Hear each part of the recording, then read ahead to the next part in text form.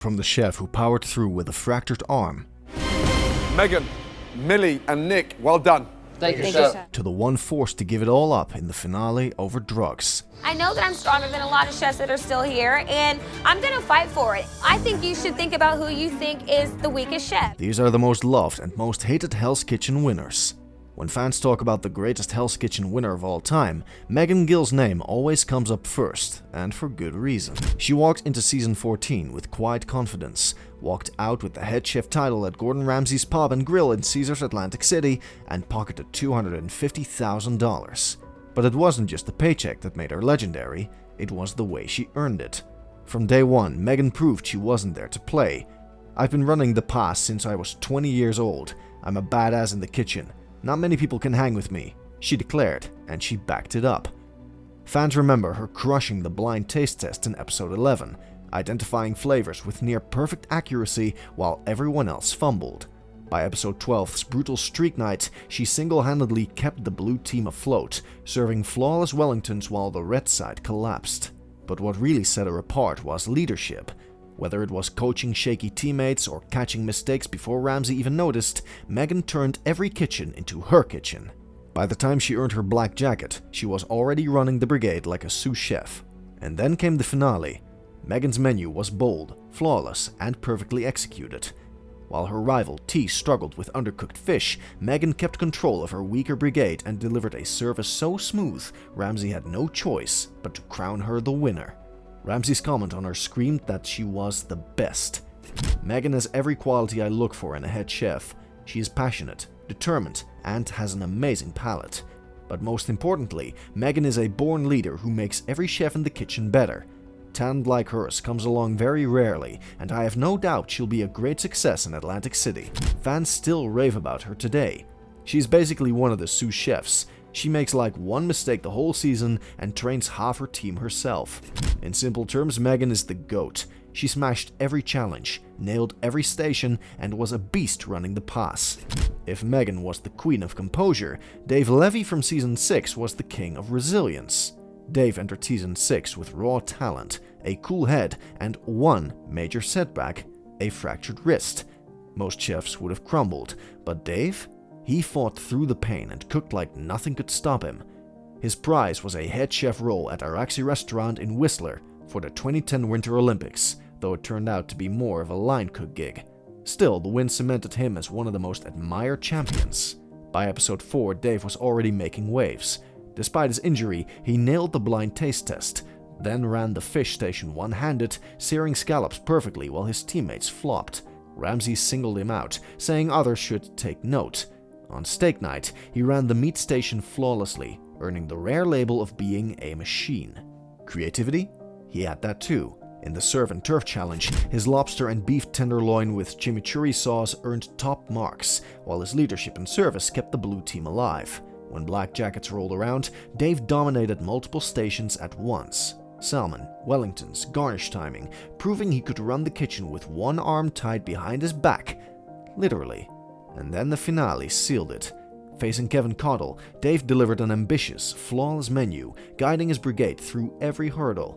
Ramsay praised his chocolate tart as Michelin-worthy and crowned him champion. He was in a state of shock and celebrated with his sister and fiancé while noticing that he fought through a lot of pain during his time and was happy to have earned Ramsay's respect. Fans still quote his determination. His speech to Ramsay about not eliminating him because of his arm is one of the best HK moments ever. Despite how suckish his team members are, he genuinely stepped in and helped instead of whining. I respect that so much. And while Dave proved you could fight through pain and still dominate, Christina Wilson showed that calm leadership could shine through absolute chaos. Season 10 was notorious for chaos, meltdowns, shouting matches, and dysfunction everywhere. But in the middle of the storm stood Christina. She didn't just survive, she thrived, quickly rising as the red team's anchor. Her reward? A head chef spot at Gordon Ramsay's steak in Las Vegas, $250,000, and later, the role of Ramsay's right hand as red team sous chef from seasons 15 to 22. She burst onto the scene in episode 4 with a silky lobster biscuit that wowed Ramsay and the judges. In service, she kept her fish station flawless, while teammates drowned in miscommunication. What set Christina apart wasn't just precision, it was leadership. In the Black Jacket round, she multitasked stations, corrected errors before they hit the pass, and kept the team glued together. Her finale against Justin Antiorio sealed the deal. Christina's refined scallops, braised short ribs, and standout peach cobbler wowed Ramsey, while her clear communication turned a shaky brigade into a mouth-running machine. Ramsey crowned her the winner, praising her confidence and flair. She was happy that she won, and could not feel her body now due to the overwhelming feeling. Fans couldn't agree more. Christina is one of the best. She got in trouble once and bounced back, learned and became a leader. That is what Gordon looks for. Top off that she can cook, is compassionate at the right time, hard-nosed at the right times. If Christina was the queen of consistency, Scott Cummings became the ultimate underdog who refused to quit. Season 12 was brutal. Scott was nominated a staggering 7 times, often unfairly, but instead of breaking, he kept showing kindness, staying positive, and improving every single week. His resilience turned him from a quiet background player into one of the show's most inspiring winners. He stumbled in the signature dish challenge. He made a lightly fennel-dusted rack of lamb, but while he felt purely confident Ramsey would love his dish after taking a big risk, Ramsey felt he fucked the lamb completely. So he lost that round to Jessica. Episode 14 became his turning point. Scott crushed the blind taste test. He got hot dog and radish correct, and the red team won the challenge 6-4. Then led absent fish like a pro, mentoring struggling teammates along the way. When Black Jackets arrived, Scott owned the hot pass, juggling multiple stations, catching mistakes. What once looked like a long-shot journey now felt like destiny, and in the finale, he delivered. His menu, duck confit ravioli, pan-roasted halibut in a saffron broth, and a dish lineup that wowed the judges. Fans still rave. One of my favorite winners in the show's history. Such a nice, humble guy despite everything he went through on both teams. Scott was created in a lab to run a kitchen. To date, I think he has the best past performance and best final of any winner. After celebrating the pioneers and underdog legends, it's time to flip the script, because not every winner left fans cheering. Michelle Tribble came into Season 17, All-Stars, as one of the youngest competitors.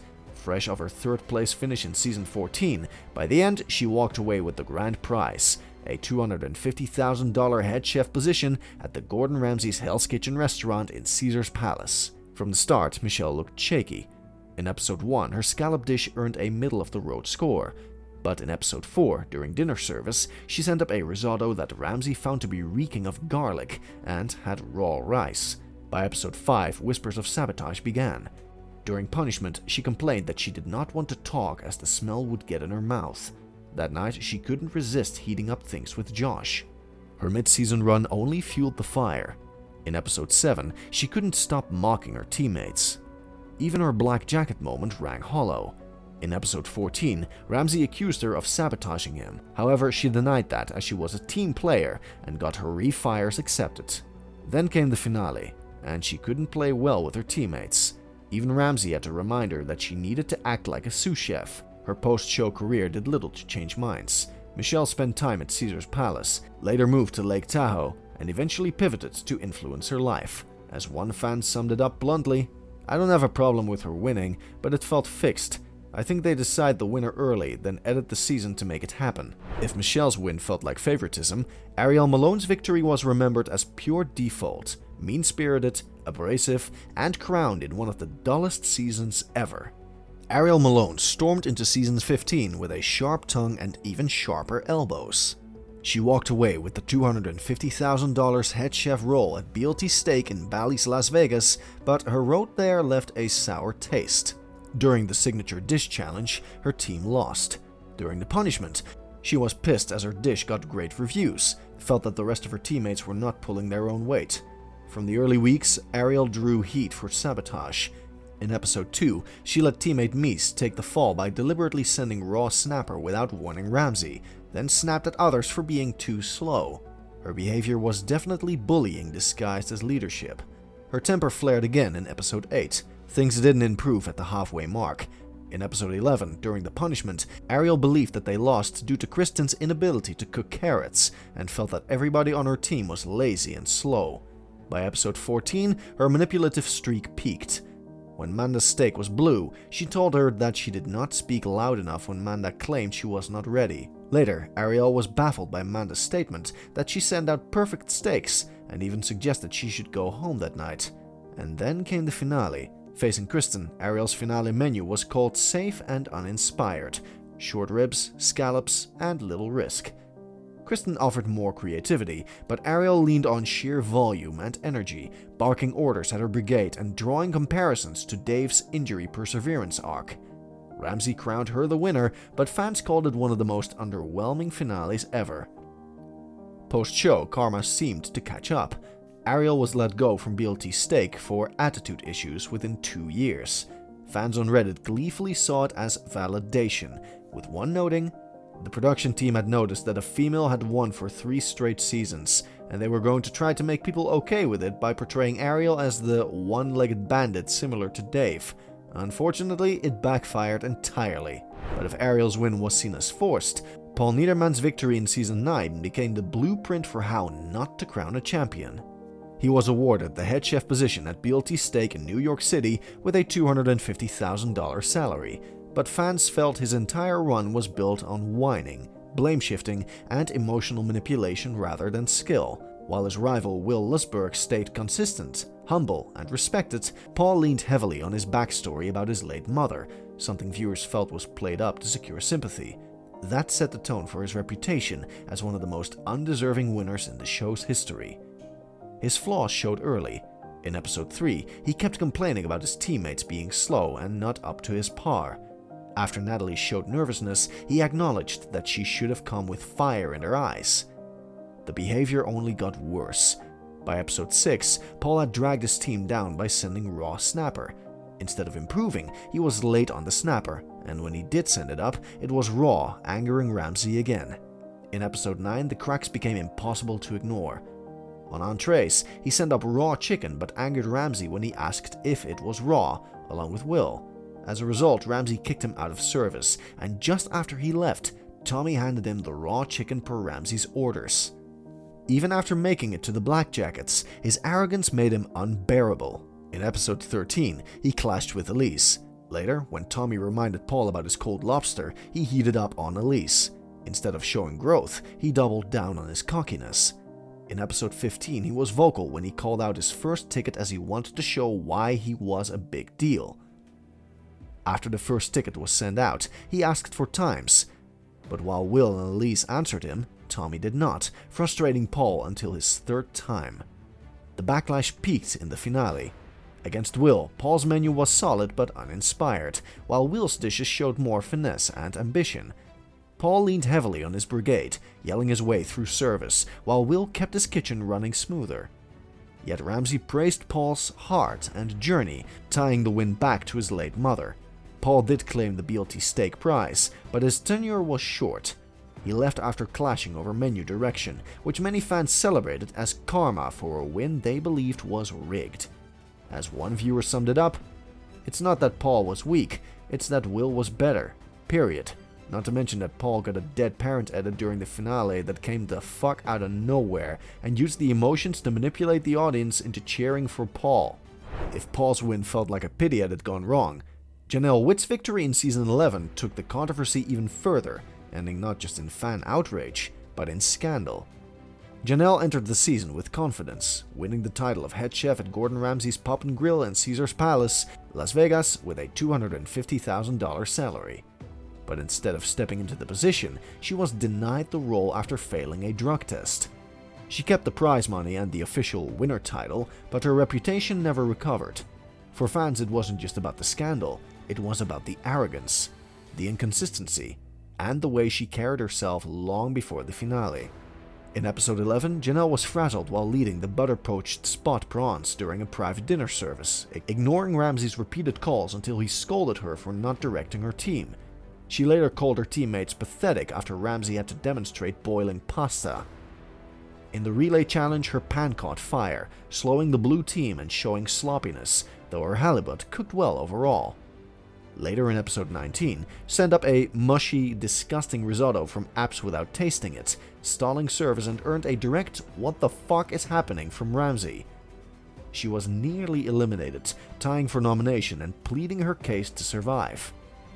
As Mead led during service during the finale, she served raw lamb to the pass. She struggled with command at the pass, rejected dishes amid sabotage accusations, and lost the Taste It Now Make It challenge by misidentifying ingredients.